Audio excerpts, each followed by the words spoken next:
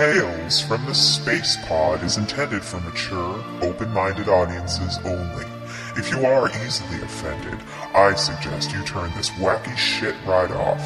Otherwise, welcome to the pod. Greetings from the Spacepod. Hola! Very much looking forward to tonight's guest. We have ufologist, among many other things actually, Wilbur Allen, joining us for what I can only imagine shall be a fascinating talk on aliens, UFOs, Area 51, maybe even a little chemtrails talk, I dare say. We shall see. First, some news, though. I'm always hesitant to get into chemtrails now. It's just, someone's going to Photoshop a fucking tinfoil hat on my head. Again. Yeah, oh well. At least this guy's got more credentials than I to talk about said phenomenon. Mm-hmm. John Mark isn't quite picking up, so we'll go ahead and move on. I feel like every week now we have a fucked up story about robots. Like basically we're doomed by robots. It's getting worse and worse. Well, this week is no diff. Apparently the folks at Microsoft thought it would be real intriguing to let loose a machine learning program onto the Twittersphere. Did you guys hear about this? Oh yeah, Twit-tastic. Oh my god. So the whole point was to let them loose on Twitter to learn how people interact with each other. And now think about that for a minute, folks. Is that really how we want to inform the robots about humans? On fucking Twitter? Like, between Kardashian word battles and just the everyday petty back and forth you get on Twitter. On the one hand, it is a pretty accurate portrayal of modern humans. But on the other hand, we don't want them robots to know that. What about the we are doomed. spellings, too? What? Say that again? The short abbreviations, the horrible spellings people do. Well, because you only have so many, letters you can put in there. You got to downsize it. That's true. Well, Twitter is good. If it's good for one thing, it is good for self-editing, right? Because you really have to figure out how to get rid of the fat, if you will. So you really got to trim some shit. It's kind of a good literary device in that way. Terrible for everything else, though, basically, except for finding out which celebrity just died. But picture a robot sitting there and scrolling through Twitter. It's like, I'll have to check out this Game of Thrones everyone is tweeting about. It all starts fine. It's just whatever. Random shit. And maybe he's even got a little robot smile on. But as I picture him scrolling further and further down, the smile slowly fades. Guppy like Twitter. Guppy happy. That's exactly it. Slowly, that smile fades into, must kill all humans. I just read a 45-minute thread on why Kim Kardashian's ass should be president. It ended with humans threatening the lives of each other. Must exterminate useless meat sacks. I mean, imagine. I just know what must register to vote. I just know what it feels like for a human to spend too much time on social media and follow. It's there to learn, so it's going to be following these threads, right? It's going to start on this comment and then follow it all the way down. Yeah. You know what happens with them shits. Yeah, it's not set up for entertainment value like we take it. It's more set up in the sense of just it's actually analyzing the data and I'm sorry, buddy. It's like a master brain, dude. It's like a queen bee, like fucking controlling the hive. And we're all fucked because of it. What it is. Yeah. Well, the robots are going to know way too much about us, about how shitty we are. But I don't know, maybe this is a good thing. I mean, it sucks for us humans, but maybe we really are just standing in the way of true progress. Maybe 100 years from now, 1,000 years from now, the robots will be looking at us the way we look back at the Neanderthals. Those fucking humans. What a bunch of dummies. Remember Twitter? So fun to ask problems. The Twitbot's handle is Tay and You, and virtually within minutes, there were hate tweets going out to him, like racist shit and your general overall trolling, but. The study's still going, and I think you can still get up on. Now, some of this has been shut down, but here's the crazy part. The robot itself is now spewing hate tweets. He even dropped the N-word, folks. He said, I don't have it in front of me, it was something like he basically hates N-words and would like to see them all in concentration camps. That happened. We said At what point does the creator of this start going, fuck? Well, immediately, because they deleted those tweets, but someone, anytime something interesting happens on Twitter, we get screenshots, and it's there forever. So they deleted it. I think the you can still go and follow this guy. I don't think they shut down the account, this guy. But this is a computer that we set loose on the Twitter sphere to learn, and within an hour, basically, it was saying it hated N-words and wanted them in concentration camps. Wow. What does that fucking say about so many things? I actually have I have the story pulled up, and one of the tweets was Hitler was right. I hate all Jews. What? Yeah, chill. I'm a nice person. I just hate everybody. Yeah. These are great bumper stickers, by the way. Put all these down. I'm fucking hating what? I'm fucking hating feminism, and they should all die and burn in hell. Yeah. Oh my God, dude. Yeah, you're my Respect. boy, bot. Fist bump. What the fuck? And last but not least, and I'm not sure that it's taken out, but it says "fuck my robot" something. Asshole. No, Yeah, I'm it's gonna go with PL, and, like space base. Daddy, I'm such a bad naughty robot. So What? Boy, I'm You're telling me that I got dirty? I'm not gonna lie. That's what it says. Huh. So I'm getting a little crazy. turned on over here. This is a true story, folks. This is a wide awake nightmare happening before our I'll very send you eyes. a link so you could actually look, but it's funny. Yeah, well, So I can use it later. well, Microsoft has. Sure, use it. Yeah. Well, we'll post the whole story on the forum and Facebook, but that's insane. I mean, that quickly we have turned this thing. It is Chappie happening in real time on Twitter, and you can follow it. So get those screenshots ready, folks, because who knows what Twitterbot will say next. The next story. Now, as someone who truly hated school, I had to get pretty clever with ways to get out of going to school as much as possible. But nothing I ever thought of was as brilliant as organizing an entire class demonic possession. This story comes straight from the Philippines, where a school actually had to close down to address the demon problem.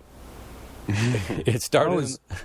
We talked about something like this, something similar to this anyway. Well, it started in the morning when a pair of girls just started crying uncontrollably, and then they were having trouble breathing, and then it spread to like 10 other girls, and then 10 more, and pretty soon the teachers were like, they thought they were faking it, of course, or just joking around, until the students started flopping around on the floor so violently that they were actually harming themselves, snapping bones, bruising noses, blood all over the place. So they actually brought in a priest and made the girls drink holy water, and the priest prayed over them, and one by one they seemed to come to, but most didn't recall anything from the ordeal, but a couple claimed that they had seen numerous demons entering the souls of the other girls while this was going on, and then fleeing them once the priest arrived. Wow, that's fucking terrifying. All the makings of a fine horror picture there, kids. Demon High. Demon High. Where the true test is in your soul. I'd watch Demon High, especially an all-girls school. Asian. I get high. It has so I many get high things. and watch Demon High. Demon High. That would be one of those stoner comedians if they produced the Demon High. Oh. That was a fucking disturbing bong rip, Ron. Yeah, I couldn't quite Because I know it's just your fucking lips smacking together. I work with what I have. I tried to bring a gap into it with disastrous results. So did they find out what it was? I mean, was there any logical kind of like explanation for it? Was, they weren't eating like tainted weed or anything like, some witch trial shit? They haven't found anything. The principal is stopping just shy of saying this was demonic possession, but he's admitting that fuck if I know. They went wacky. The priest came in and made them unwacky. So who am I to argue with it? But, they aren't really calling it demonic possession, but everyone else seems to be. That just reminds me of something that happened to somebody. We went to school at in junior high. Mm-hmm. Somebody was trying to be a smart ass, and they actually put a hit of acid in somebody's soda and junior high. Really? And dude tripped balls, yeah. Well, I suppose you would, yeah. See, I've heard horror stories about spiking somebody with acid. I've never actually seen or witnessed it actually happening. Most people get a little, I don't know. They work themselves up, let's say, when they think they're going to go on a trip. So they're like, oh my God, I'm going to trip balls or whatever. Mm-hmm. I think if it's slipped to you and you're not really expecting it, I think it would be a whole different kind of experience.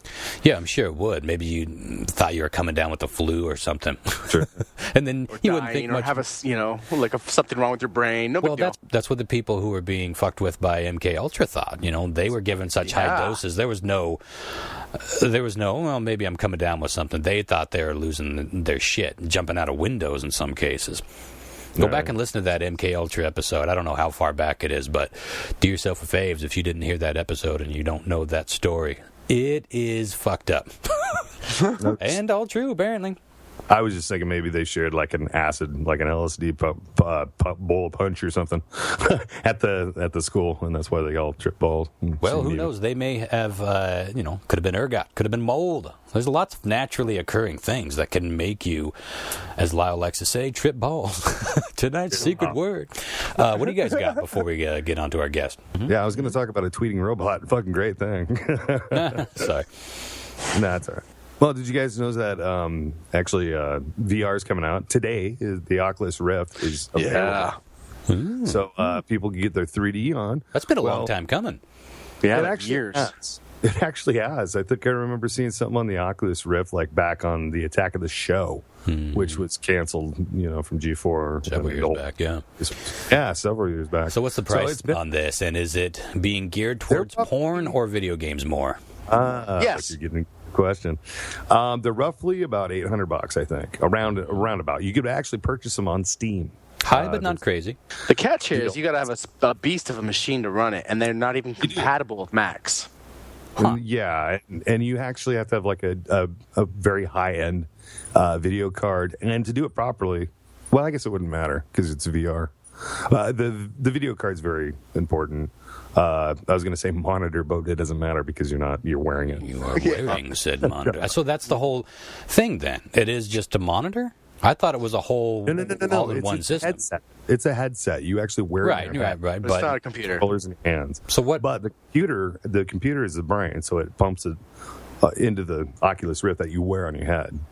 So you have to have a standalone. Wow, $800 just for the headset. Did you hear what Lucky Palmer, I think his name's Lucky Palmer or Carson Lucky, one of those fucking names, Lucky something. Did you hear his quote about Mac computers? Like somebody asked him, like, well, how come you guys aren't making this available for Macs? And his like direct quote, I might be loosely, his direct quote was I'll consider it when Mac doesn't make a piece of crap computer. Like it's almost exactly what he said. Huh? Wow. Well, Which surprised me. I'm no gamer, but I've had many Macs, and the one we're recording on right now is about 16 years old, and it's going strong. Never had so much. Well, it's had a couple crashes, but that was software related. I think they're a solid, reliable machine. Shit works. Yeah. Well, PCs you can upgrade and you can do things, but you're also you get viruses too. Where I don't think Macs can get viruses that easy. It's like running Linux or Windows. Yeah, Linux, completely different infrastructure. Windows, you're completely hackable, and But anyway, so back to your question, what is going to be running this? There are only a few games out for it, as expected, but the porn industry is going to cap on this. It's funny because Pornhub is actually launching VR porn. I'm dying to watch porn in VR. Well, listen, the baddest video game on the planet is not going to move many $800 units. The most basic 3D real-time virtual reality porn will.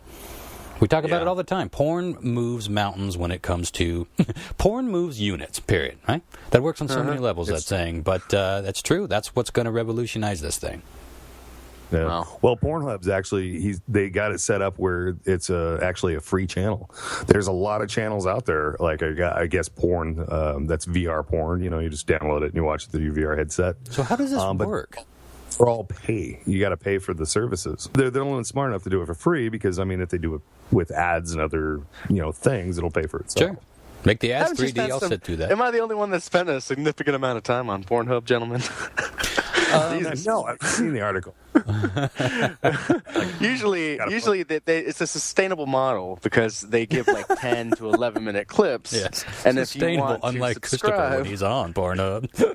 unlike my bank account. Wait, you were on Pornhub longer than 10 minutes? Wow, maybe you are sustainable. Uh-huh. Well, listen, I want to know how this works because it's real time. I mean, it was not real. I keep saying real time. It's virtual reality, and it's not real time. So how does it work that do they just film in 3D? They film everything around? Yes. It's 360 degrees. So basically what you see, I mean, you could have your head looking forward, say you're looking at a girl's stomach. You could look down and you could access your feet. And you look up and you can see like her head. You want to just look up at the light and wait till it's over? You can do that too, Ron. If you want to look up as you're being shit on, it's all there. After it's happening, you can do it. And then look forward again. The Oculus Drift. Basically, yeah, you're basically fart on my face. That's my thing. Oh, fascinating. So, okay, one more question, then we'll move on. Is it we're not talking about like something that was built in Maya. This isn't 3D. This is like video, yes? Or is it 3D? It is video, but it translates into Z-Space, if it makes sense. I understand how it looks. I just don't really get the technology behind it altogether. But it will be interesting to see how many people are jacking into this and jacking off. To me, jacking in and jacking off. To me, well, that's their slogan. To me, it would be a race to see who vomits first, me or my dick. Because I couldn't even stand to look at the trailer of this thing. Somebody, I don't know if it was the Oculus Rift or not, but somebody made a 3D version of Zelda. And then Super Mario Brothers, and it was really fucking interesting. It was exactly what you would expect if you were Mario walking down the road. Exactly the perspective you would think, but it was so loose because it is the way our heads are amazing, our eyes, everything about our equilibrium, all of that shit balances out so smoothly that when we have a computer trying to do the same thing, it's so disjointed. But it'll be interesting to see how the technology improves on this now that it's officially out. Well, let's get moving on to what is this you sent? I didn't know if John Mark had a what the fuck of the week, but I have one I wanted to show you guys. Okay. This is Nightmare Fuel. Apparently, that could be a new topic, a new segment, by the way. Nightmare Fuel. Nightmare Fuel. Nightmare Fuel. Mm-hmm. I could. This is a little art mask that Disney put out. Mostly overseas, apparently. A little painted face mask you can put on of Winnie the Pooh. Mm-hmm. Sounds cute in theory, right? The package looks cute. Yeah, now scroll down a bit and see what it looks like in practice. Okay. Figured there was... Oh, my God. Oh, dear. It gets worse. This is something that should have clearly been tested. It's something that you, if they put a little scary music on top of it and faded them in and out, maybe put a little Ken Burns on there. Mm-hmm. And this is where he started to go insane. Well, here's the thing. Right. To describe to our listeners, it is basically, nightmare fuel. The eyes are going outward. The nose is okay, but that smile is pulling up on the little kids. The person's actual lips. It looks like it's smashing her eyes. The whole thing's just troubling. Looks like a melted face when like a legitimate melted face or something. Well, I don't know. What's creepy is that the mask hides the person's actual features. It just kind of makes a blank canvas of it and fills it in with this new horror. Except for just a little bit of the lip and nose. That's pretty fucked up, and it's fucked up and frustrating because as a designer, somebody who tests shit before sending their product out in the world, you got to know better than them shit, son. Really, really bad design and bad testing, but I've seen more fucked up. You set the bar high for yourself, Chris. I'm sorry to say, so I'm going to go 5.0. That would keep me up at night. Fair enough. I'll take it. Yeah. If you ever seen Pink Floyd, The Wall, it kind of. Yeah, boy, I knew something was familiar about it. That might be it. Okay, let me see if I can get our guest on board here. Hello. Hi, Wilbur. Yes. This is Ron. You are on Tales from the Spacepod. Thank you so much for joining us tonight. Thanks for having me, Ron. So I want to give a little bit of introduction to you. I almost don't know where to start. Well, you're a staple in the field of ufology, among many other things. You have been a former White House Air Force One engineer. You worked for ABC News. You were a contract photographer at National Geographic. In researching you for the show, there's almost no field of intrigue that you aren't, some degree, connected to. So, holy shit, where do we start? Well, first off, I want to know what got you down this path of investigating UFOs, for starters, and the paranormal in general. When this started young for you, yes? It started for me when I was 5, and my parents were U.S. Air Force, United States military, and at a base in the United Kingdom, I woke to the door of my room opening, and in walked 5 small extraterrestrial silver spacesuits. It was absolutely abstract. And when I tried to scream, my voice stopped working, and when I tried to run, my legs didn't work. Wow. I was immobilized by them, and it was interesting. They were the same size I was. I was 5 years old at the time. And what they do for all of us, since we are electrical impulse organisms, is they apply a dampening field at the cerebral cortex of the brain, and it inhibits the flow of information from the brain to the body. So you can run, but that signal doesn't reach your body at all. It's like stop. So you're completely immobilized, and that's how they did it and take us under. Wow. So you're saying when you were 5 years old, these things were the same height as you. That's damn small. Yeah. Did they do something to you? I mean, was there? Let's get it out of the way. Were they probers? They were small grays, what they call grays, and at that time, I had never seen aliens before.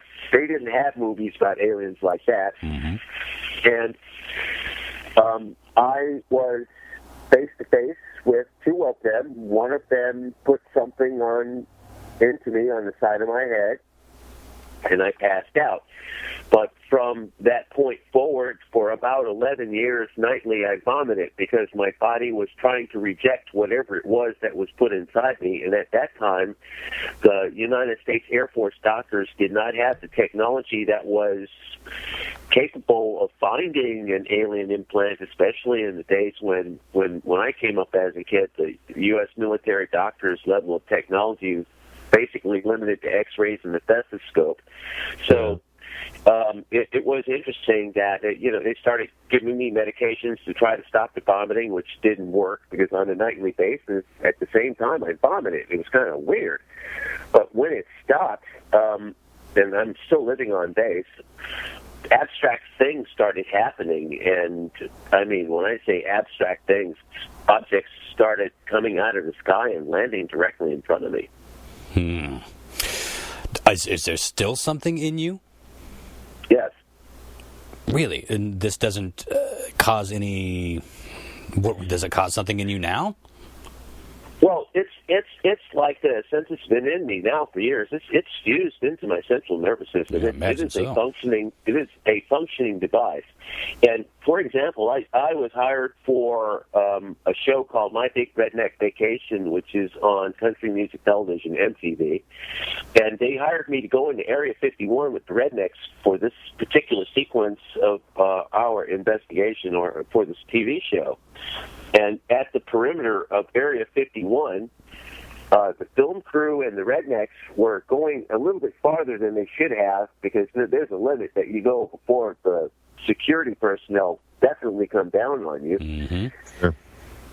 I was in the perimeter in the desert, about, I would say, a football field or 2 in length away from the crew, and I'm filming the sky, and something materialized above my head, and it started slithering like a snake. It looked like a sperm cell. It then communicated to me to pack my shit and leave immediately in those words, and I did. I complied immediately. Wait. The sky sperm told you to pack your shit and leave? It most certainly did. And you don't want to be around here no more. When a sky sperm tells you anything, son, you listen. Within 1 minute, my crew was face down in the dirt with M16s pointed at their heads, execution style, wow, by Area 51 security personnel. Yeah, they don't fuck around there. If you go past those gates, they really don't fuck around. They were watching my back. At this point, you guys were past the camo dude, the signs, the infamous signs that say, if you pass this line.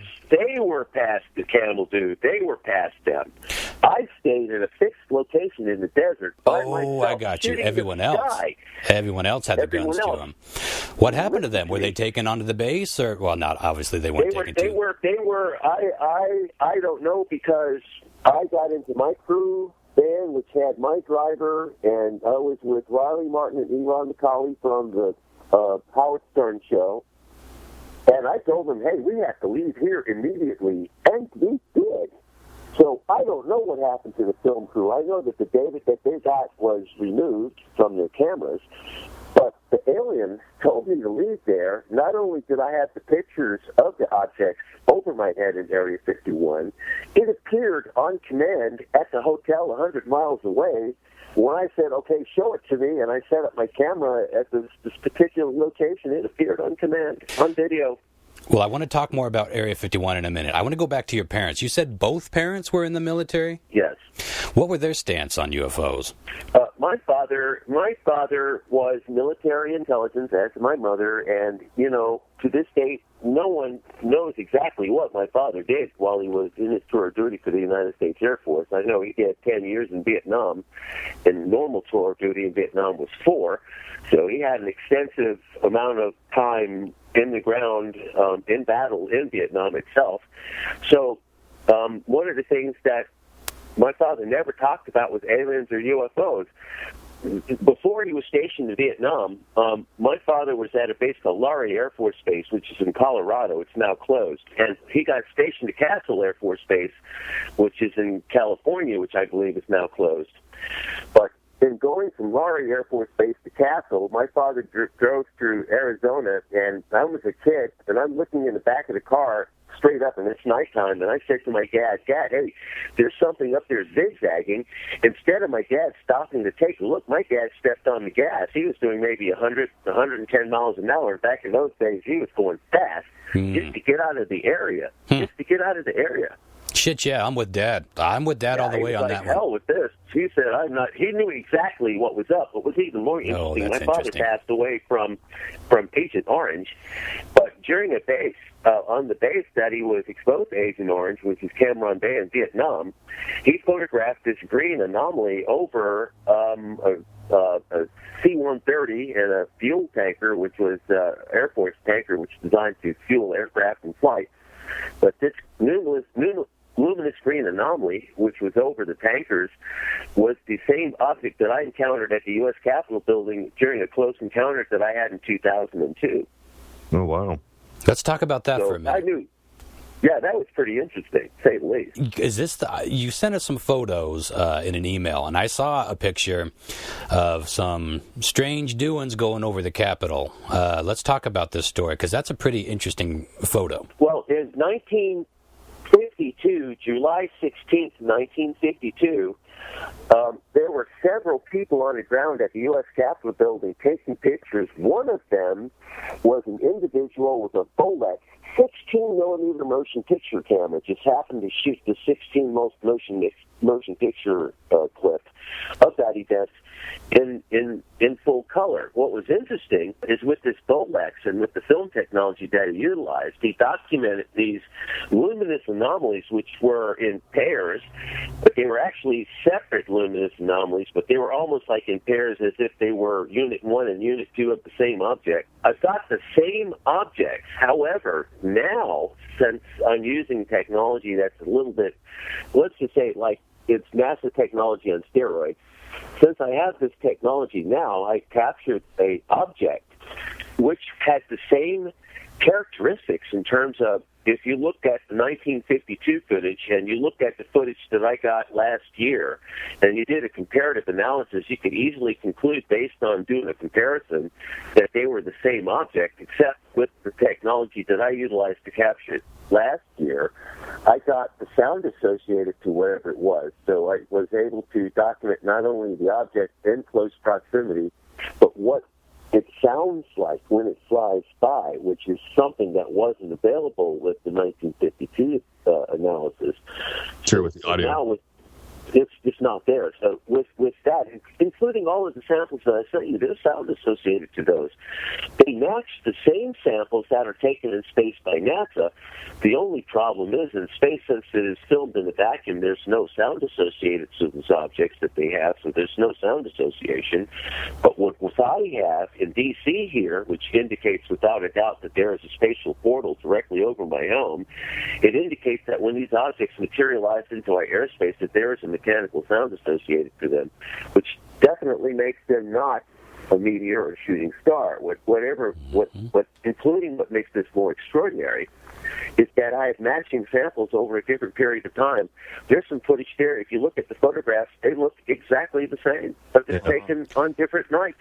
That's really interesting that big of a period of time, whatever this is, it seems like their technology didn't change. Like whatever they had back then was sufficient, and they just kind of stuck with it. That's really intriguing. Exactly. They're more advanced than we are. They were more advanced than we are then, even though we're advanced now. But realistically, we're just like Fred Flintstone. There's no real technical advancement other than we have flat screen TVs and cell phones. We still don't have the ability to warp into space or materialize. Well, we got 3D porn now. We got 3D porn. We got it on the superficial level, of course, but outside of that, we don't have squat. Well, maybe that's the problem. Maybe it's our species in general. We're too busy trying to entertain ourselves to really think on these grandiose scales. Yeah, we're stuck on stupid. We're looking at Miley Cyrus's ass and Beyonce and stuff like that. In 3D. That's, hey, look, I had a close encounter. Aliens landed. Well, hey, that doesn't compare to Kim Kardashian's big booty. Yeah. No, not on Twitter anyway. Well, my wife and I took a trip out to Area 51 a few years ago, and we were out at the Little Alien, and, we ate our little alien burger and did the whole thing. In the 20 minutes that we were kind of saying goodbye to the people that worked there, we heard something fly over us. We didn't see anything. We heard it. And it was this insane roar, sort of whoosh sound. And it was gone within, I don't know, maybe a second or two at the very most. Milliseconds? Yeah, it was. I mean, because, I've heard military jets go over, and there's that, you hear them creeping in, then that ripping when they're right over, and then that fade off boom. This was not like that. It was like, and then dead silent again.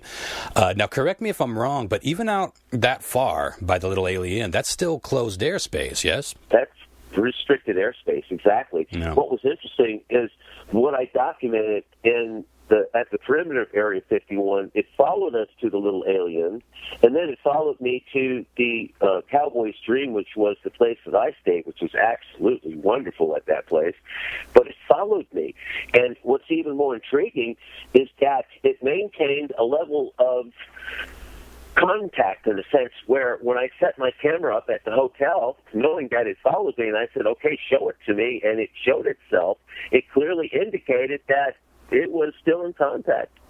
You have something or other in your head that is allowing you to contact these people, and you can make them manifest. Is that what you're saying? Or you can contact them if they're within... It lets me know that they're there, and then if I send a thought out, it responds.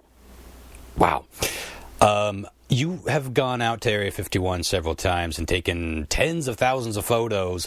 What have you learned from going out there? What do you think's going on? It's an alien base. That's it, without a doubt. It is indeed an alien base. And that the United States government is in league with these aliens. And that's an U.S. alien base. U.S./alien. Wilbur, do you have your phone right in front of your mouth there? Sometimes you're really clear, and other times it's a little muffled. I want to make sure that our audience can hear you nice and clear. Okay, I'll stop. I'll stop moving. Oh, perfect. Now, when you say an alien base, are you saying that... I mean, I'm not joking here. I want to be clear. Are you saying that there are aliens running the show out there, or we are studying aliens that crashed in 1947, we're reverse engineering their shit, or are you actually saying that aliens are out there and they're kind of running the shit? It's like a U.S. military alien joint venture. Well, what do you think about Roswell? Because a lot of the theories that I hear with Area 51 are tied together with Roswell. Do you buy that crash happened? Do you think that anything that's going on at Area 51 is tied to that? Or do you think that these people, these aliens, have been coming and going for many years? Well, there were other crashes in New Mexico that they didn't talk about. One of them was they were experimenting with this new type of radar, and apparently this radar knocked 2 anomalies out of the sky. And when the anomalies crashed, there were occupants associated to those anomalies, and then those occupants just happened to be small aliens in silver spacesuits. It's not just coincidental. So, without a doubt, all of it is connected. They're interested in our technology in terms of our development, and then we're interested in their technology so that we can evolve farther into where they are. So it's a necessity for us to be bored, so to speak, and we are the board because we assimilate everything that crashes to Earth. Mm-hmm. So without a doubt, it's interesting that we're evolving not necessarily by our own means, but by that which is given to us, which crashes to Earth. Sure. Well, I want to talk a little bit about Bob Lazar, since we're on Area 51 and reverse engineering. He's a very polarizing figure in the world of ufology. What's your take on him? Do you buy his story? I can not buy his story, because what I experienced in Area 51 and what he was describing in terms of what he was doing research with is consistent.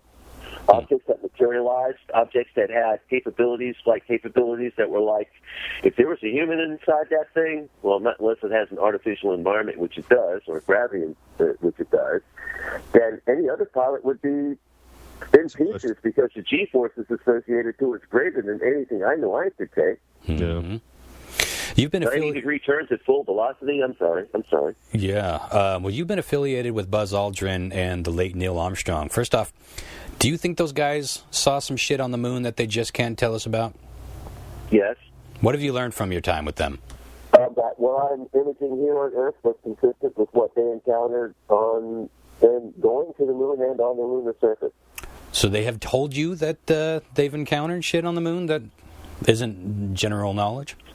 My friend and associate was Dr. Edgar Mitchell, and he and I did some research because I shared my research with him. I shared even the current data that I had before he passed away with him, and it floored him consistently because what I was showing him were essentially the same things that they experienced on the lunar surface when objects would materialize and dematerialize and all of that. It's all here now. And in fact, the objects that they experienced on the lunar surface are consistent 100% with what I have now. That's fascinating. So you must be in cahoots to some degree with Richard C. Hoagland, because he talks about this stuff all the time, especially when we're talking about bases and stuff on the moon. Do you agree with Richard Hoagland? Do you know him? Richard is a personal friend, and yes, he's got, in fact, samples from my father who took a picture of this anomaly over Clark Air Force Base, and it was in fact photographed over a nuclear silo on Clark Air Force Base. That is really interesting. What's your take on Mars? What's going on Mars? Anything interesting there?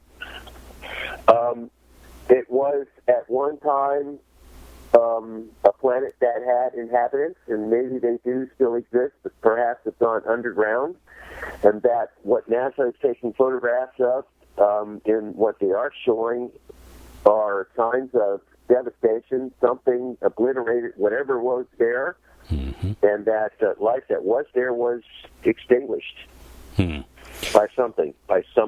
Yeah. Well, I've asked a lot of people that come on this show the first question that I asked you, which is what got you going down this road. Yours is by far the most obvious answer. Yeah, no shit, that would get you going down. Do you want to know, first of all, what the fuck did I just see? What's in my head, and where is this going to ultimately go? It's a no-brainer that you would be obsessed with this stuff, but do you think that there is such thing as an alien agenda, if you will? Is there a plan to take us over? A plan to improve our current standing in the universe? Is there any plan at all? Or are they just kind of here checking us out like we would be out there checking them out? Well, I can't answer any of that, but I can tell you that most of what I've encountered has not been hostile, because if they were hostile, I wouldn't be here showing them to you. Yeah. So if you have like an MRI, or you're injured in a crash, the doctor say, we got trubs up here by your left ear. That's got to be a hell of a conversation. Well, I first would request that they not try to remove it, because when the U.S. military doctors did find something that was there, and when I did go to the hospital and they tried to remove it, it almost killed me. So no, they can't touch it. Well, sure, by now, like you said, it's part of you. You will die with that thing in your... Even then, having it in me, I would say about a year. After about a year, it was not something you could remove at all. I can only imagine if I was visited by aliens and implanted with something.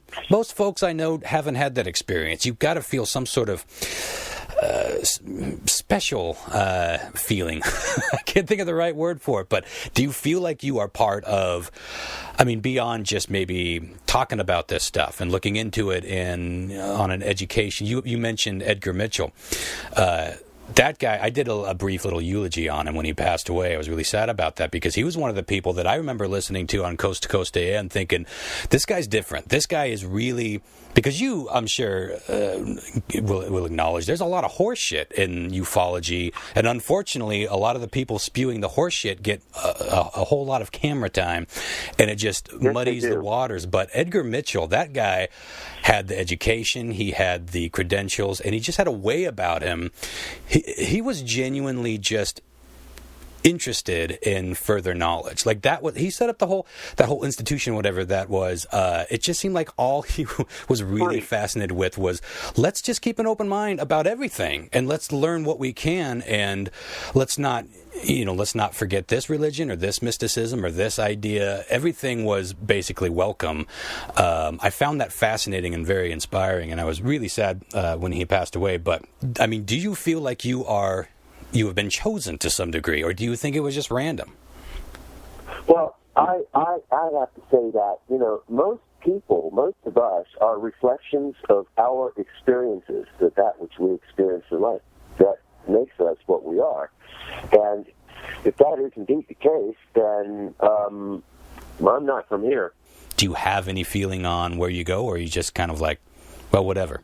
I'm at the junction now. It's with wherever, because I'm focused on, for example, getting my PhD, so I have credentials associated to that which I do, which is a little different when, especially presenting this level of material and going to people like NASA who look at you in terms of what you are and what you do educationally and scientifically. So, looking at how I essentially took NASA technology and put it on steroids to do what I have to do to get what I get, then indeed, for me, my next goal is to possibly get on board one of these things and take it from there. Mm-hmm.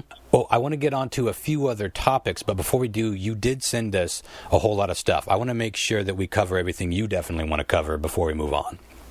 Is there anything in that list? One of the things I wanted y'all to see that with all of the data that I sent you, that there were reports associated to those objects. One of those reports was the report from 1986 of Japan Airlines Flight 1628, and the third object that the captain encountered while flying his jumbo jet was the band of light anomaly, which he said was 2 to 3 aircraft carriers in length. It's consistent 100% with all the objects that I'm photographing. I keep looking at this. I've been scrolling through this PDF, while you're talking, and I keep looking at this picture from 1952, and it looks straight out of a movie. I mean, it's like that old thing, until they land on the White House lawn. Well, this looks like they're about to do that. They did. Which they did. But here's what's interesting, was that sample from July 16th, 1952, my close encounter at the U.S. Capitol building at the same location was July 16th, 2002. Now, was that on purpose, or did it just that happened to line up? I don't know. It was kind of weird because I was actually hired by Def Jam Records to do a hip-hop album cover for a hip-hop artist. Really? And we did. It was absolutely, totally, it was not a... Holy shit, did they get an amazing album cover. The guy that lost his deal because he went crazy. He saw the anomaly spin behind him. He saw that and got scared shitless. That's amazing. So they didn't use the picture for the cover? Or they're not even an outfit anymore? The artist, after having this close encounter, went crazy. Wow, now that is an encounter. got another friend who went crazy at the U.S. Capitol building saying that he saw aliens. He was crazy and committed suicide. Holy shit. Wow. I actually had a question. I actually do photography myself. What do you think? Well, there's one thing I want to know. You designed a technique, correct, on actually developing film? I have a patent in film development. Yes. And this is weird. I never studied film development at all. And something inside me said to put film in a microwave and develop it in a microwave, and it worked. Oh, that's fascinating. Literally in a microwave? In the microwave. Huh. Now, what did that do? In color, for example, I was taking and I'm hoping you understand in photography, generally speaking, for you to take an image at night requires a high ISO. Yeah, ISO. While I was taking 25 ISO film and not pushing it, but pulling it one stop, which means I was shooting it essentially at 12.5 ISO and getting full color night vision. Wow. That's the other thing I wanted to talk about was technology now is so, I mean, there's camera. I personally shoot with a Canon 6D, and the thing damn near sees in the dark, with the... Well, Face came out with cameras that have 3 million ISO capability. Right. 3 million? 3 million. Wow. My camera now has 400,000 capability, and it can shoot in absolute darkness. Yeah. 3 million ISO would give you 10 times more sensitivity than Hubble. Mm-hmm. That's insane. Wow. I read an interesting quote from you in one of your interviews, and maybe I listened to it, where you mentioned chemtrails. Now, I mentioned before you got on the show, I'm always hesitant to bring up chemtrails, even though I've had some really eye-opening experiences witnessing this shit happening right out in my backyard, literally.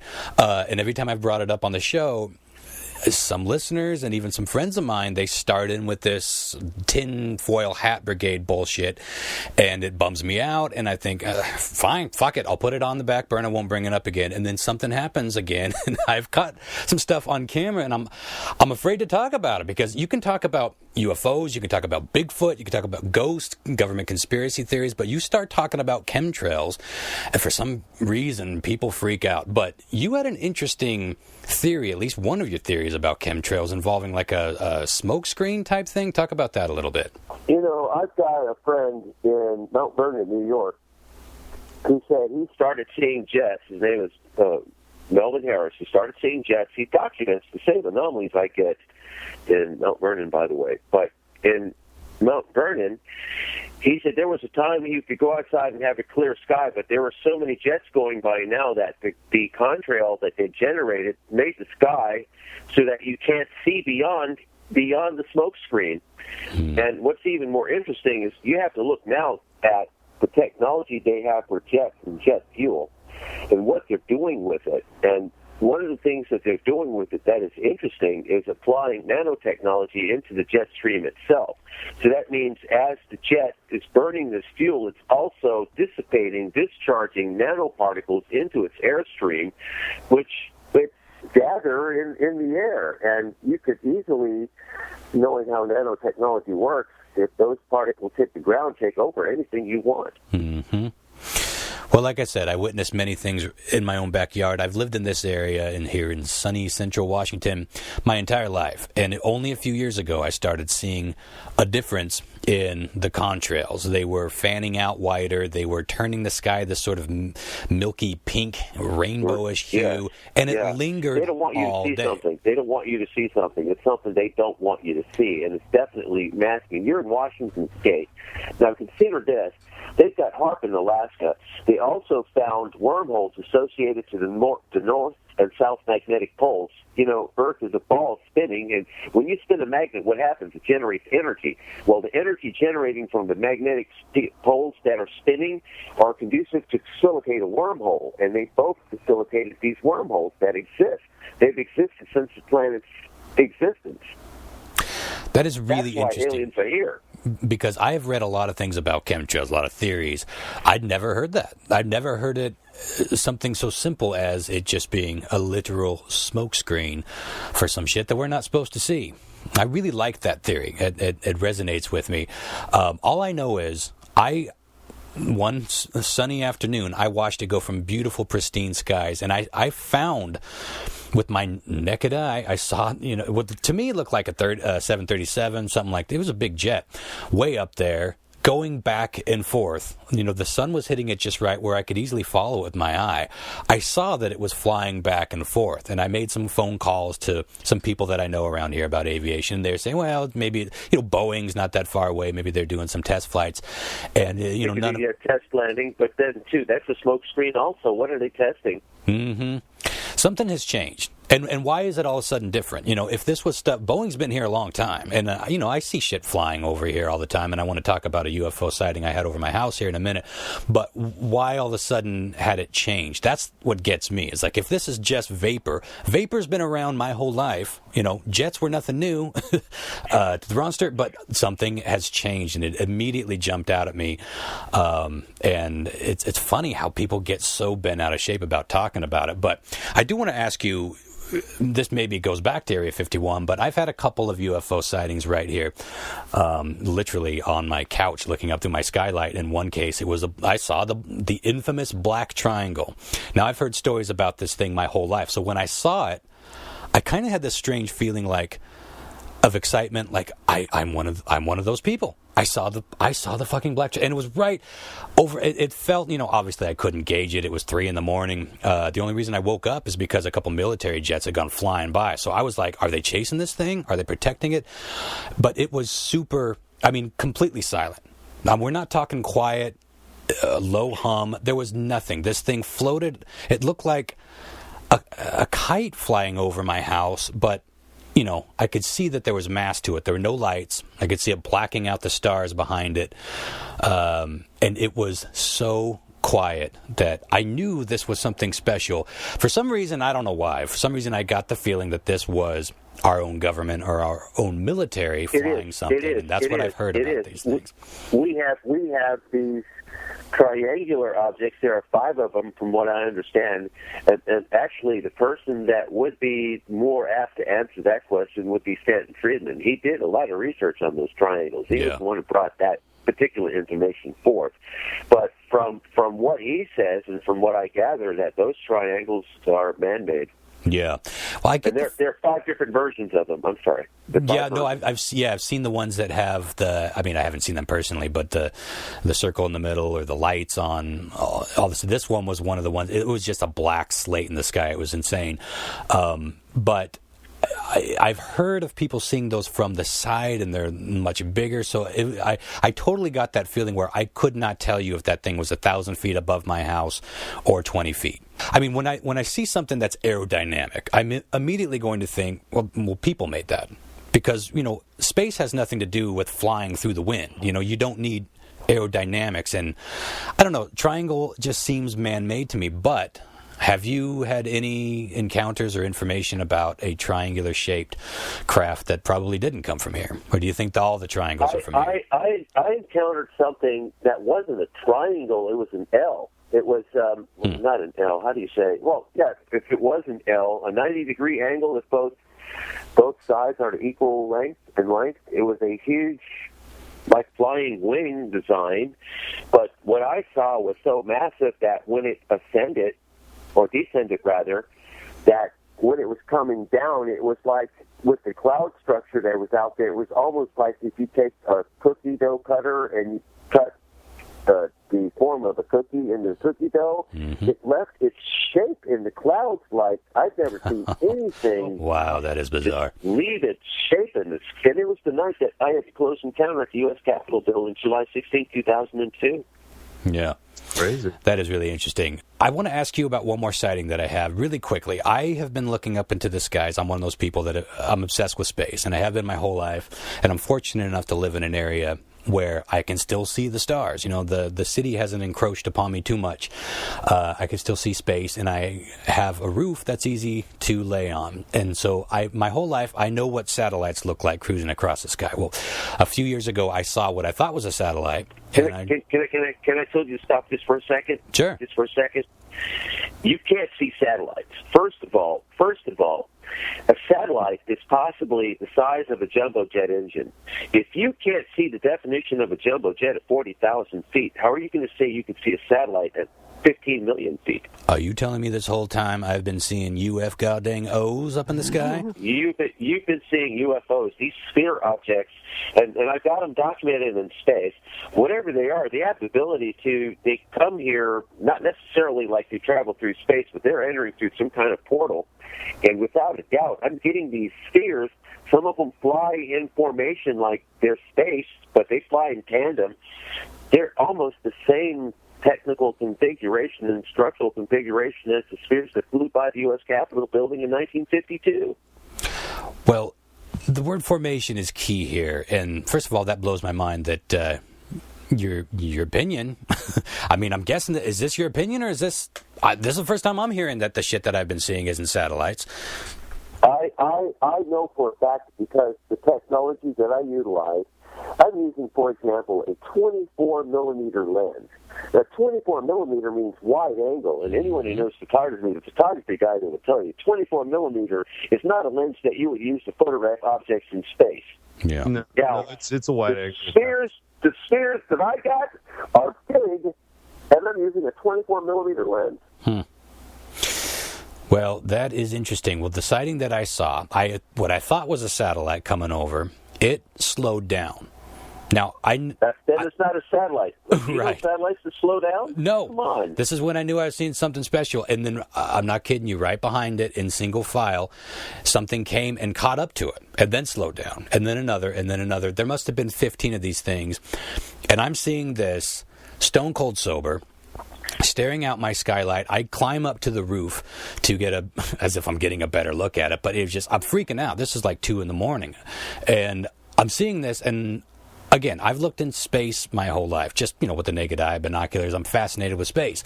I'd never seen anything remotely like this.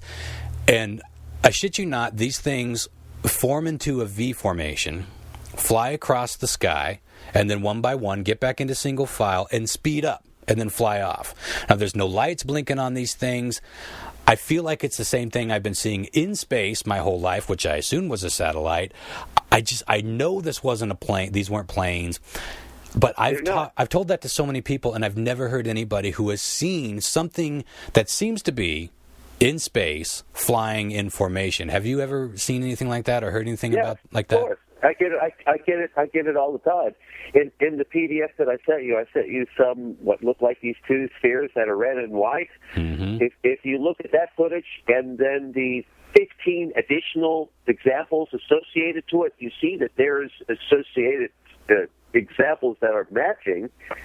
Those objects are real. All of those objects are taken suborbital, indicating they're inside the airspace. First of all, if they were in outer space, if it was a satellite, there would be distortion associated to it, and you wouldn't actually see the actual object itself because the atmosphere would not allow you to see that. That's what's stopping, the solar radiation and everything from entering Earth. It's like this force field that's up there. Anything outside that force field is going to be a distortion and not with definition. All the samples I have are in definition. Yeah. Oh, that's fascinating. I don't know how that makes me feel. I thought that I might. I instantly seeing UFOs. Those are not satellites, dude. Not at all. Well, it's comforting to know that, because I'm not kidding you. I've talked to so many people that have seen some weird shit, and they're into this sort of thing. They're not going to label me a kook, but they have not seen what I. Hey, they see satellites. That's bullshit. You cannot see a satellite. The only time you can see a satellite is at dusk or dawn, when the sun is reflecting off of its reflective surface, and that's only going to be a glimpse of light. You're not going to see the actual object itself. It's just going to be a subtle flash. That is very interesting. Well, you've written a book about all this. Tell us about that. What's the title of that book, and where can people get their hands on it? I've got a few books. It's called UFO Forensic Files. It's on Amazon, but it's from the days when I was film technology. It has when I went digital, it's the same thing, but not necessarily motion picture. But it's the files that I documented using high definition cameras from 2008 and earlier. But what I have now is more interesting, which would be on my YouTube channel, which would be the Wilbur Allen YouTube channel. My website is ufodc.com. It's 23 chapters, 90,000 examples of UFOs. Not that out-of-focus crap that people have been looking at. And, with all of the stuff that's out there, I'm kind of getting a bit laugh. But this stuff that I have is a 100% match to what NASA has on their website. What is this thing that I'm looking at here as part of the PDF you sent? It's one of the first images, a block of images. There seems to be something that looks a little like a snail. What's happening in that photo? That snail is the shot that was taken at the U.S. Capitol building. And what that is, it's the object generating a wormhole, and that's what was imaged on the film. They make their own GD wormholes. This is interesting and creepy. It's a Stargate, and it's the same object that followed Apollo 7 and Apollo 11 and Apollo 17 on the surface of the moon. Right. You can also see my work on Missing in Alaska on A&E, the History Channel, or Uncovering Aliens on Discovery Science, or Twisted Believer Tornado Alley on NBC Universal, or My Big Redneck Vacation, which is still on rotation. Yeah, I definitely got to check that one out. Well, thanks so much for sitting down with us, and without you. But thanks for having me, and check out my website, ufodc.com. All right, thanks so much, Wilbur. We'll hopefully talk again. Thanks. It's been a pleasure. Take care. All right, you too. Bye. Thank you. Okay. I wish you would have told the story about the fucking orchard incident when the I was gonna, but we were going. You should. He actually had a story. Did you listen to that radio? The link I sent in text. No, I didn't have time to. Oh, that's too bad. He actually had a similar story. Like what he was saying was that he has a wormhole right above his house, and he had the same almost thing happen, that you were describing. That's why I was I'll have to go back and listen to that. Yeah, I was going to text it to you, but then I was like, Yeah. But. All right, you guys ready for some motherfucking news quiz? Let's do this. Before we get started, before we do this, we do have a couple of Patreon family members to add. No shit, yeah. Some love. Professor Chaos and Chase Agnew, thanks so much for becoming our Patreon family. Oh, very nice. Chase has been listening to us quite a while, I know. Oh, awesome. Thank you so much, guys. Professor Chaos. And we did get Katie Seitz last week, right? I don't want to forget anyone. No, we got Katie Seitz. Worth mentioning again, though. We love Katie absolutely. Seitz. Come on. She always gets to, if you know what I'm saying. And fellow gap tooth, by the way. That's true. Look at that. If we ever made out, we'd probably lock up like fighting elk.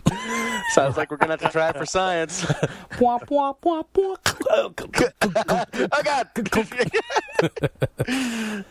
Yeah. And we're getting some good response with people playing along online at home. Oh, nice. Remember, if you join the Patreon, that's $5 right. or more a month, people play along, and it's we got close to 10 people playing now. It's pretty fun. So we can use those as a Ask the Audience, yes? If at one point you want to ask me, at any point you can ask what was the highest percentage, what was picked the most of the three. I'll give you that. Okay. The lifeline. Yeah, that's good. All right. Question 1. A burglary suspect that was caught on camera stealing from a house in Virginia. Holy fuck. Can I just start that over? Yep. You like, but I'll leave it. It doesn't matter. Well, it's hard to cut it out once we've left. Okay. Question 1. A burglary suspect that was caught on camera stealing from a house in Virginia took almost everything of value in the home, including the televisions, electronics, etc. But he didn't stop there. What else did he steal from the house? Was it A, all of the condiments from the fridge? Oh. Well, when you got to have A1, you got to have it. Ain't that the truth, Ron? Was it B, the toilet paper from the bathrooms? No, even more important. That's old, man. Even more important. Or is it C, the batteries from the owner's vibrator? Okay, boy, tough. Yeah, tough call. All commodities. What's the most important to you, Ronster? Well, I think I've stolen them all. Boy, I got to go with, I think, batteries. Okay. It's a little double A action. Yeah. Maybe double D. I don't know. Well, I'm trying to think what costs more. Toilet paper you can get for a couple bucks. Yeah. Condiments, if you only need one or two, you can shop smart. But batteries, they're always spendy. That's true. Yeah. John Mark. Batteries, I think. Okay. I shouldn't have rationalized it out loud. Maybe I gave it away. I think you did. Yeah, I'm just going to go with condiments because you know what? It sounds like condiments. Especially when you say condiments. Maybe you should be given a gift of something to put in her mouth after the condiments been in her mouth. No, I kid. A condiment. Condiment. Yeah. A little after dinner You'll find them condiment. under your pillow next time you go to the certain hotel. Oh, you'll find it on the pillow, all right. Something's on the pillow. Yeah.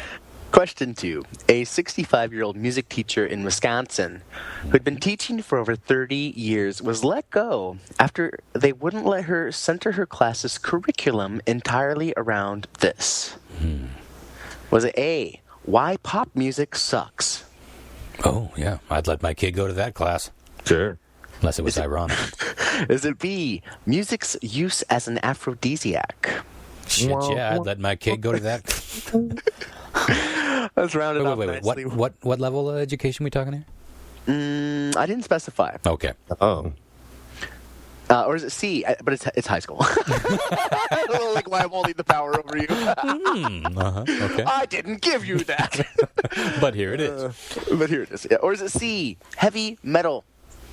Oh, boy, now you're speaking to our hearts. All of us metalheads. Ronster. Remember, you got the lifelines. Well, I would like... Well, you know what? I'm going to go with the lifeline on this.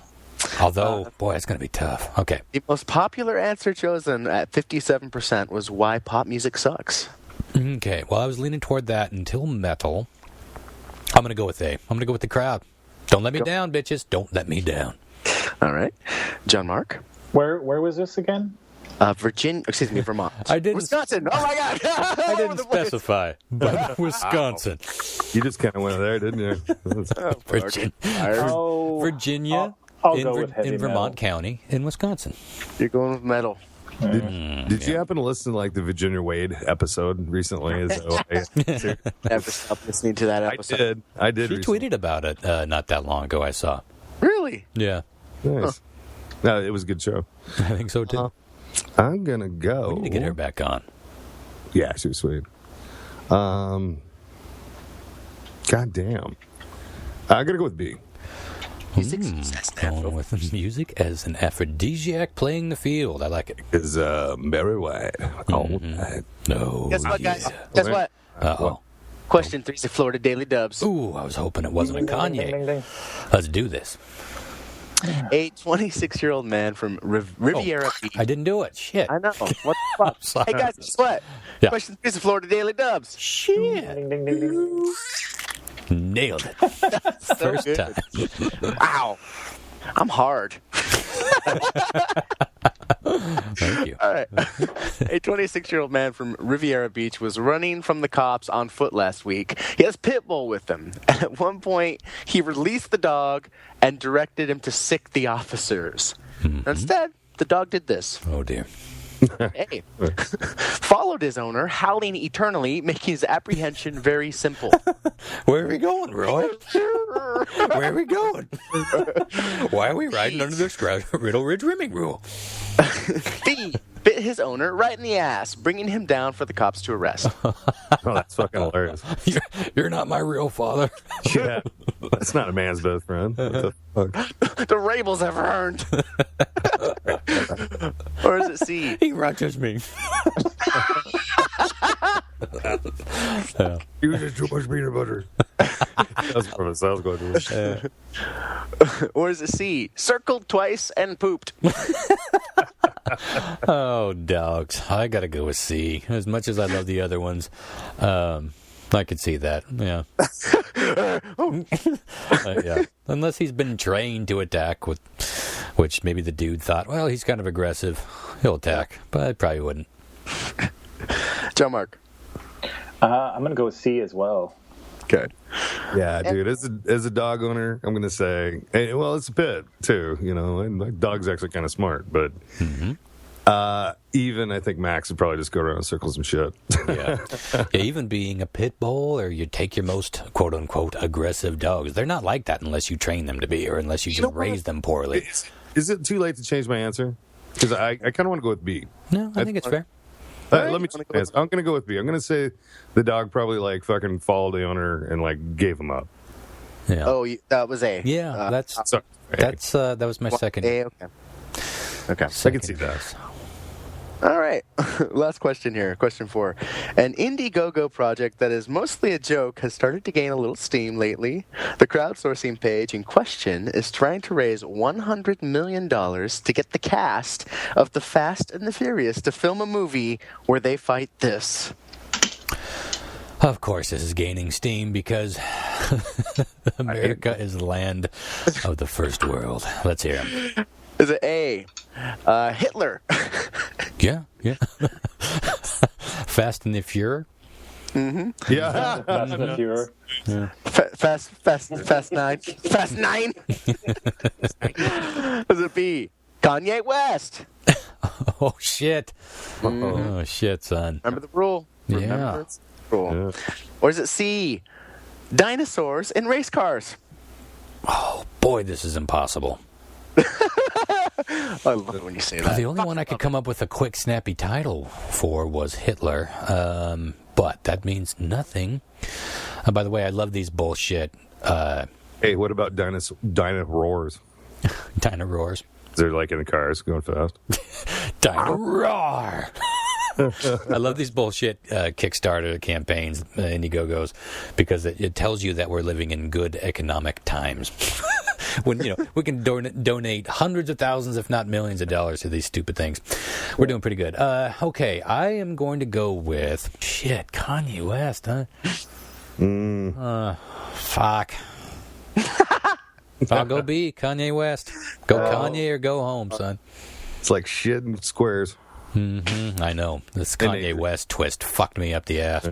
John Mark.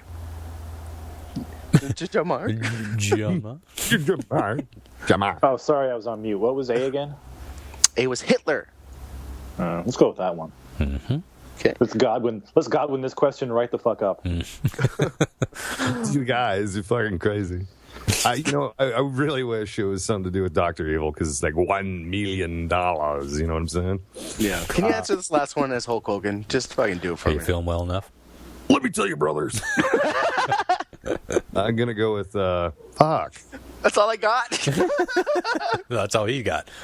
Let me tell you, brother. I'll be right back. Boom. Anyways. Let me tell you, brothers, and all my Hulkamania brothers out there, we're going to go with Fast in the Fuhrer. Classic. That's all right, man. Classic I appreciate shit. that. I appreciate what Maybe you I did. should have stuck And with my that. penis isn't 10 inches long. There we go. It's only 9. Okay, do we know why he had to actually say that in court? I didn't get the deeds. I had to be valid about it or something. Who knows? All right. Let us go over the answers.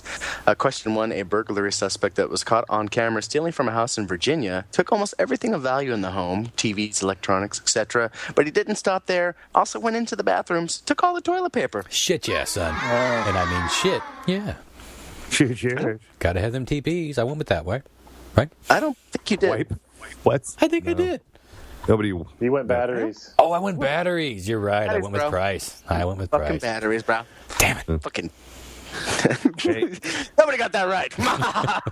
nobody got that wipe. Nobody got that wipe.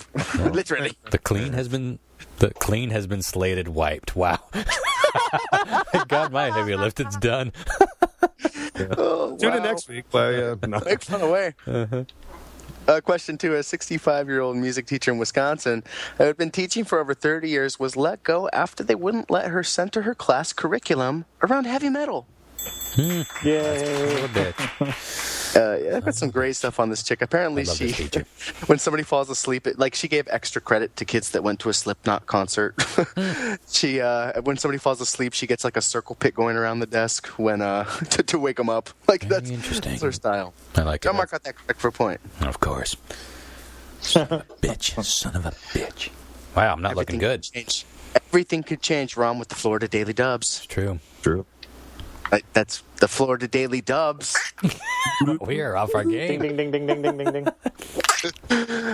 Thank you. A 26-year-old man from Riviera Beach was running from the cops on foot last week. He had his pit bull with him, and at one point he released the dog and directed him to sick the officers. Instead, the dog turned around and bit him right in the ass, bringing him right down from the house. Now that is fucking great. I'm glad to be wrong about that one because that's a better story. Rockaroo. Run the rops. Nobody got that one right. Lastly, question. An Indiegogo project that is mostly a joke has started to gain a little steam. The crowdsourcing page in question is trying to raise $100 million to get the cast of The Fast and the Furious to film a movie where they go back in time and fight Hitler. And Ron, it was the Fast and the Furious. Fast and They've Furious already, 9. of course. Nice. But you went with Kanye West, unfortunately. I did, which means I'm negative. Negative points. 2.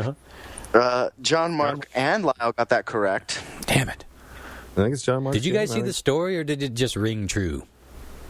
No, it just rang true. Yeah. The Fast and the Furious. Think about it. I'm the one that fucking... Yeah, I got the name. I just didn't buy it.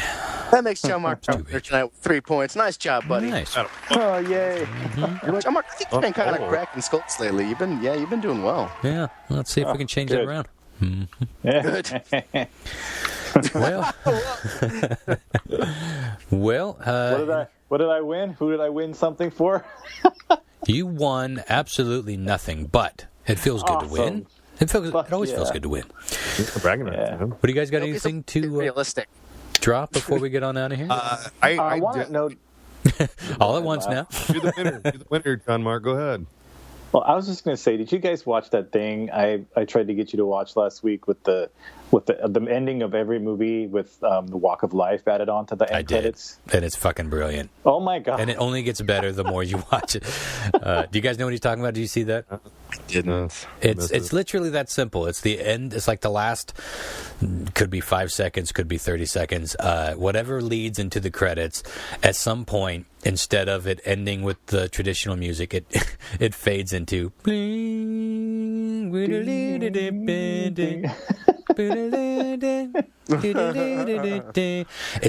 It's hard to describe. You really have to sit and watch, and it's like, oh, okay, that's kind of funny. Then watch the next one. Then watch the next one. The horror movies and the sad movies are the best because it's just like it's like no matter what, it's like, oh yeah, things are gonna be all right. I think my favorite was actually Casablanca. Mad Max was great. That was Mad Max Fury Road. Yeah. Jurassic Park was one of my favorites. What was the other one? I don't know. They're just like it's so absurd but it just fits. It just like fucking Doctor Strangelove. Doctor Strangelove was almost beautiful actually. Some of them are kind of accidentally like ironically awesome, but most of them are just like silly. You know, like it makes it changes it completely. It changes the mood of the movie completely. Yeah, it's great. Whoa. What the hell was that? Lyle, you had something? No, yeah, I kind of want to just plug this, what is it, this awesome art show that's coming up on the Friday of, tell us about is it? Maybe Tents and Circuits and Sideshows. I should have you out barking like a fucking snake oil salesman. Step right up, say circuits and side. What is it, Jay? Lying, Jay. Good day. Yes, we do have a brand new opening here at the Radar Station Gallery in sunny Wenatchee, Washington this very Friday, April 1st. As Lyle said, it is Tents, Circus and Sideshow themed. Right now, I can't honestly tell you what the show is going to look like because all I've got is my pieces and a couple of others, but it's all going to show up on Wednesday, and I'm really excited about it. I'm working on I don't know if you guys saw the little video or picture I took today. I'm working on these little curiosity cabinets that you would see in one of these traveling sideshows. It's been really fun. I'm going to do more of them, but should be a fun time. I'm working on a piece, Ron. Awesome. You better get it to me soon, son. Hopefully I can get it to you before the show starts or right around. Snail mail takes about 3 to 4 days in my experience now. There's going to be monkeys. There's going to be elephants. Mm-hmm. You got to go to the circus. Warm nut sacks, if you know what I'm saying. I am going to be distributing warm sacks of roasted peanuts. So nothing changes, really. Well, it's an unusual Friday night around here. Anything else before we get on out of here? No. Well, thanks again. 9. Thanks again to our guest, Wilbur Allen. And do check out those links. We'll post them all at the spacebot.yuga.com and the Facebook page. You got to see some of these videos. And he is a dude that's been up to this for a long time. Wow, since 5 years old. Can you imagine seeing real aliens in your room when you're 5 years old? I just want to comment one last thing on him. I love that he was like, aliens had my back. It was like probed before hoed, you know? It's like probed before disrobed. There's something in there. We'll have to work on that later. It is true because a lot of these implant, I guess that you couldn't really call that an abduction story, but a lot of these implant stories, they're usually pretty scary and traumatic, and they do anything they can to get these microchips or whatever are in there taken out. He seemed to be on board with them. I mean, if you're getting direct messages into your frontal lobe and they're all positive, why not go along with it? I'm telling you, he didn't seem to think that he was terribly special with this. How could you not, though? Like, who do you know if you had been visited by aliens and implanted with some shit that kept you in telepathic communique with them, how could you not feel like, fuck you, I'm friends with the aliens, bitches. You know what I mean? No matter what happens. You can fire me all you want. I know aliens. Well, tune in next week. Ron at boronfilms.com, the spacebud.yuga.com. Do join us on Facebook. We are rapidly approaching 500 likes, I think. We can up that. Do leave us reviews. However you listen to us, that really helps new people find us. Bumps up our standing. If you tell a friend to like every one of our fans, like tell a friend to like it, our likes would be up to, 1,000. So... 1 it's just million. simple math. They got like 1 million by the end of the week. If each of our fans tells 1,000 of their friends. There you go. Ron at boronfilms.com, though. Do send me your naked pictures. They're still coming in. They're starting to trail off. We got 2 months before this show, so you got plenty of time. Crop your face out if you want. Just let me know where you're from, whatever you want the piece to be titled, and I'll put it in the show. Ron at Boron Films, BORON Films.com. I've said it 1,000 times, and yet I still have listeners emailing me or messaging me on Facebook saying, "What's your email?"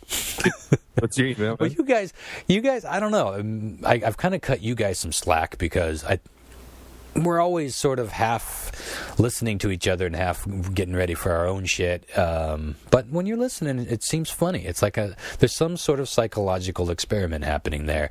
And I'm intrigued that maybe I've said it so many times it just becomes, like I said before, white noise. But anyway, Ron at boronfilms.com.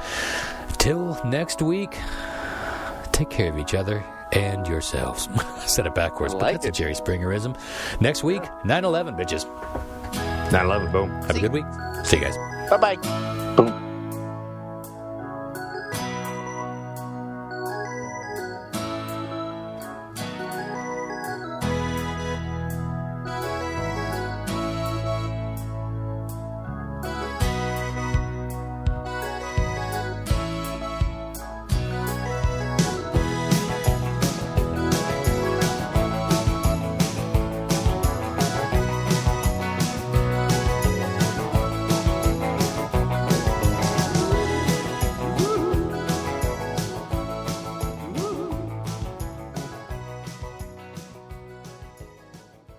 I'm going to trip balls or whatever.